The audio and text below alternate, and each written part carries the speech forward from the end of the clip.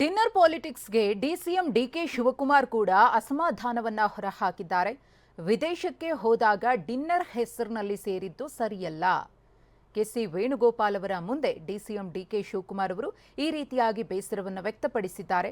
ನನ್ನ ಅನುಪಸ್ಥಿತಿಯಲ್ಲಿ dinner party ಬೇಕಿತ್ತ ಅನ್ನೋದು ಡಿಕೆ ಶಿವಕುಮಾರ್ ಅವರ ಪ್ರಶ್ನೆ. ನಿನ್ನೆ ರಾತ್ರಿ ಕೆಸಿ ವೇಣುಗೋಪಾಲ್ ಅವರನ್ನ ಭೇಟಿಯಾಗಿದ್ರು ಡಿಕೆ. ದೆಹಲಿಯಲ್ಲಿ ಭೇಟಿಯಾಗಿ ರಾಜ್ಯ ರಾಜಕಾರಣದ ವಿದ್ಯಮಾನಗಳ ಕುರಿತು ಚರ್ಚೆಯನ್ನು ಮಾಡಿದ್ದಾರೆ. ಪ್ರಮುಖವಾಗಿ ಡಿನ್ನರ್ ಪಾಲಿಟಿಕ್ಸ್, ಸಂಪುಟ ವಿಚಾರದ ಕುರಿತು ಚರ್ಚಿಸಿದ್ದಾರೆ.